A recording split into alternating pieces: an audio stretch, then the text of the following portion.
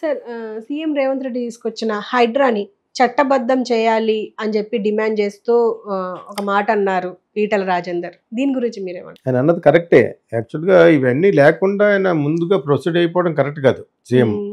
చట్టబద్ధం చేయాలి. చట్టబద్ధం చేయకుండా ఇట్లా ఇండిపెండెంట్‌గానే డెసిషన్ తీసేసుకుని ఏదో ఒక నేమ్ పెట్టేసి దాన్ని గవర్నమెంట్‌లో ఉన్నట్టుగా పెట్టేసి ఒక ఆఫీసర్‌ని పెట్టేసి అలాగ అంత అర్జెంట్‌గా లేకపోవాల్సిన కారణం ఇంతకుముందు ఇదే ఈటల రాజేందర్ గారు ఏమన్నారంటే కాంగ్రెస్‌లోనే చాలా కుమ్ములాటలు ఉన్నాయి. వాటిని డైవర్ట్ చేయడం కోసం ఇది అర్జెంటుగా దీన్ని పట్టుకొచ్చాడు. దో ఇట్ ఇస్ నాట్ చట్టం. చట్టం అవ్వాలి కదా! చట్టం అయిన తర్వాత చేయాలి. నాకు ఇప్పుడు ఈయన చెప్పిన వరకు నాకు తెలీదు. వాళ్ళు గవర్నమెంట్లో ఉన్నారు కాబట్టి వాళ్ళు చెప్పింది మనం రెండు పక్కన వినాలి కాబట్టి ఈటల రాజేంద్ర గారు చెప్పింది కూడా కరెక్టే. చట్టబద్ధం చేయకుండా how can you promulgate the whole thing చేయకూడదు యాక్చువల్‌గాను. అయినా కూడా రఘునందన్ రావు లాయర్ ఆయన కూడా ఏమన్నారంటే ఇలా చేయటం కరెక్టే. నేను ఈ గవర్నమెంట్ తరపు నుంచి మాట్లాడుతున్నానని కాదు కానీ మంచి జరిగితే ఎక్కడన్నా మంచి అని చెప్పాలి కాబట్టి అన్నట్టు అన్నాడు.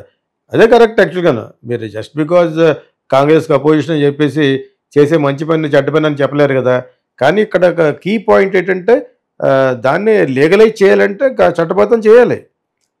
నాకు ఇప్పటివరకు తెలియదు. నాకు అవన్నీ చేయకుండా ఎందుకుంటాడో చీఫ్ మినిస్టర్ అంటాడు అనుకున్నాను యాక్చువల్‌గాను. ఇలాగని పెద్ద పెద్ద ప్రాపర్టీస్ అర్జెంటుగా నాకు పేరు వచ్చేయాలని చెప్పేసి నాగార్జున కన్వెన్షన్ అని పెద్ద పెద్ద ఫ్లాట్స్ మల్టీ స్టోరీని కూడా కూలుస్తామని మళ్ళీ ఇంకొక ఎక్కడో ఇచ్చాడు.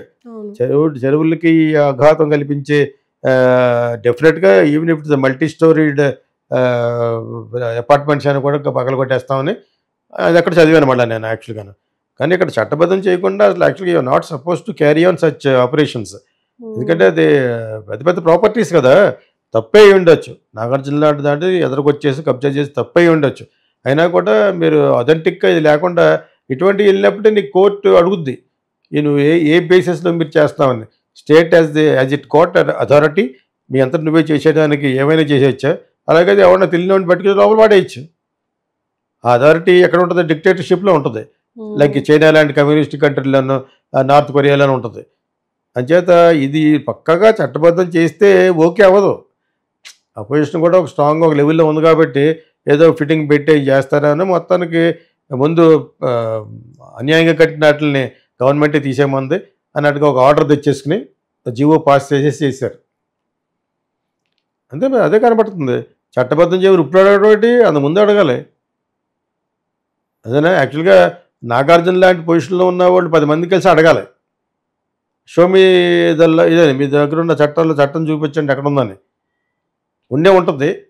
అంత గుడ్డిగా సీఎం చేసాడు అనుకోను కానీ ఉండే ఉంటుంది. ఎందుకంటే అంతకుముందు ఆల్రెడీ 111 మీద ఒక ఎక్స్పెరిమెంట్ చేశారు కదా. అక్కడ ఫెయిల్ అయ్యి అక్కడ డబ్బులు తిట్టేస్తేనే వాళ్ళకి దెబ్బ కొట్టడం కూడా మొదలుపెట్టేది.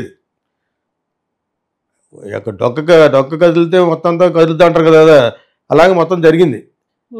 వాళ్ళకి దెబ్బ కొట్టడం కోసం రేవంత్ రెడ్డి మొట్టమొదటి ప్లాన్ వేశాడు. కేటీఆర్ మీద ఉన్న కోపంతో కేటీఆర్కి సంబంధితులైన అందరికీ దెబ్బ కొట్టడం కోసం చేశారు ఇది ఫస్ట్.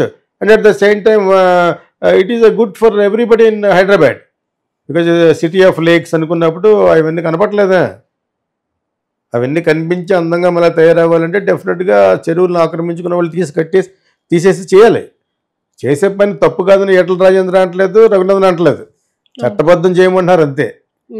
రఘునందన్ అది కూడా అనలేదు. Whatever you're doing it should go to municipal range కూడా వెళ్ళాలి అంటే మొత్తాన్ని అందరికి వచ్చేస్తుంది.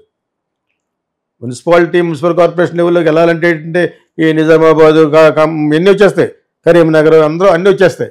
Not only Hyderabad. Actually Hyderabad belongs to HYDRAA because Hyderabad కాబట్టి. అదేనా? సో అదర్ దాంట్లో కూడా రావాలని అందరూ కోరుకుంటారు. కావాలి అక్కడ ఇంకా కబ్జాస్ టౌన్లోకి వెళ్ళి కొలితే లోపలికి చేస్తాడు, రోడ్డు మీద ఉంటుంది. ఎలా కట్టడానికి అంతే, అది అన్నీ లేచిపోతాయి. యాక్చువల్గా అది కూడా అందులోకి వస్తే చెరువులే కాకుండా ఎవరైతే రోడ్డు మీద కట్టేశారు ఎంకరేజ్ అయ్యారు వాళ్ళు కూడా లేపేయమంటే మొత్తం సగం ఇల్లు మొదటి ఫేస్ ఎగిరిపోతుంది.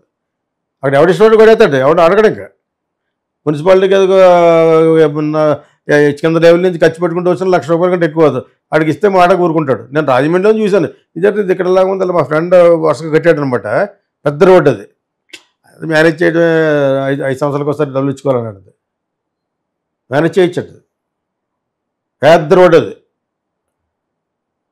సో మున్సిపాలిటీకి కానీ ఇటువంటి రూల్స్ ఎంక్రోచ్మెంట్ అయిన వాళ్ళని కొట్టేస్తారంటే, నేను చెప్పాను కదా రాజమండ్రిలో ఒకసారి రోడ్డు కొట్టేశారని, ఇప్పుడు బ్యూటిఫుల్ ధైర్యమైంది వచ్చేతట్లో ఇక్కడి నుంచి అక్కడికి వెళ్తానికి ఒక నిమిషం కూడా పట్టదు. సో ఇవన్నీ కరెక్టే, బికాస్ మన roads are very congested.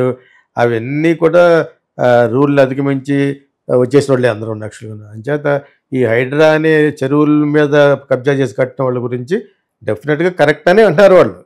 At the same time చట్టబద్ధం చేయమంటున్నారు. That is very correct.